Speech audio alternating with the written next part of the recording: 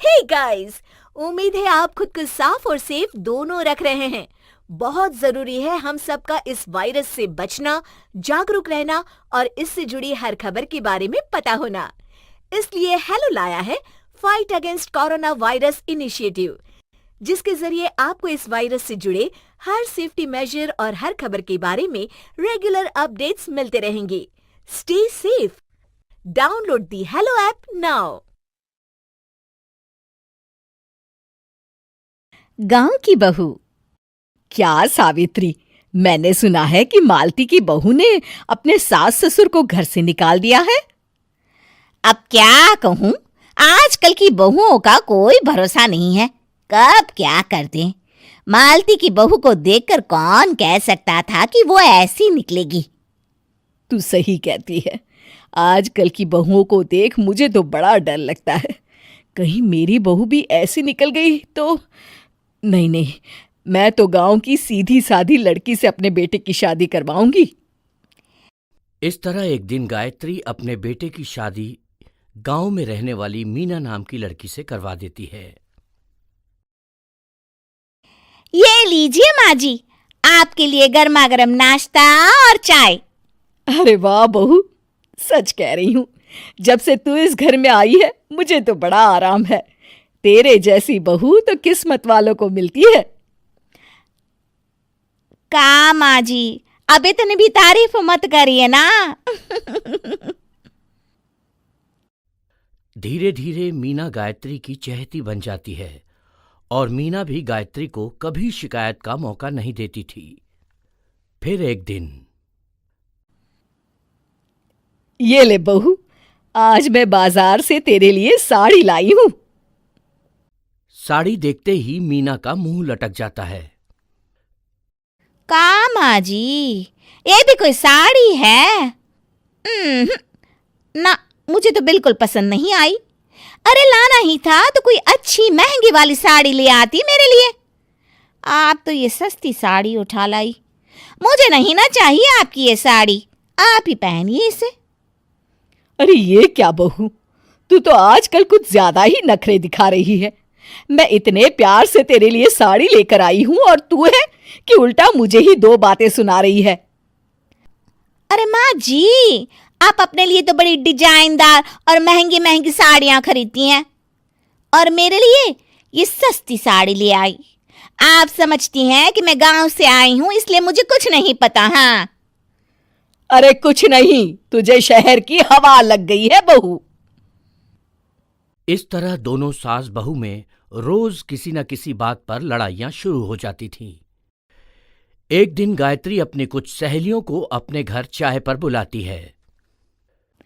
अरे बहू, मेरी सहेलियों के लिए बढ़िया चाय नाश्ता तो बना दे। अरे माँ जी, अभी ना मेरे पास बिल्कुल भी समय नहीं है।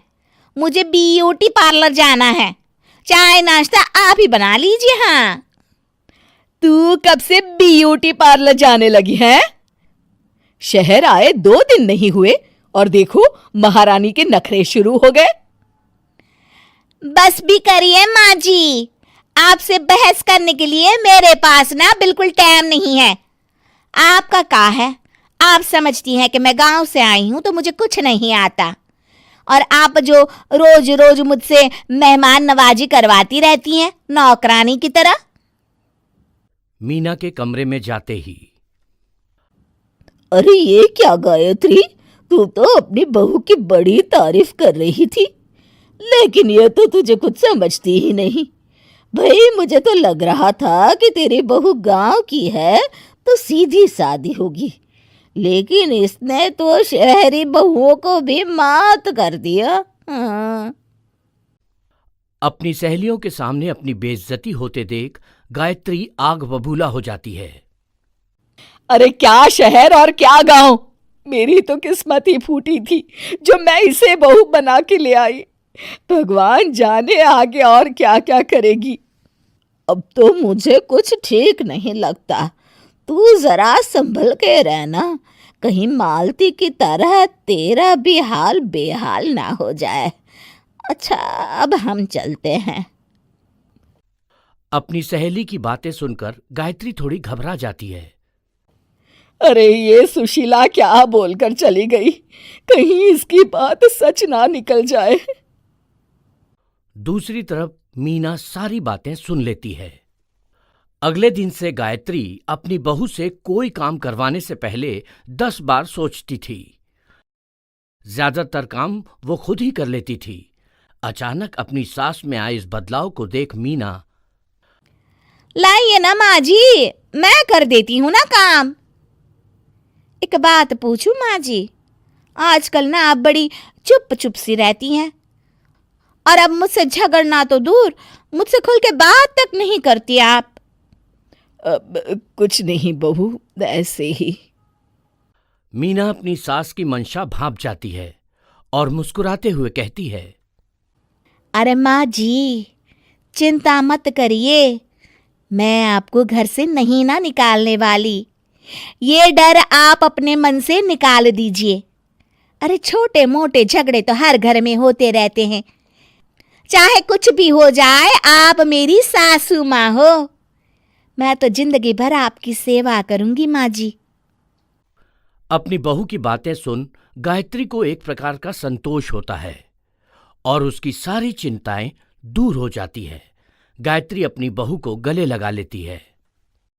मुझे माफ कर दे बहू, मैं तुझे गलत समझ बैठी थी।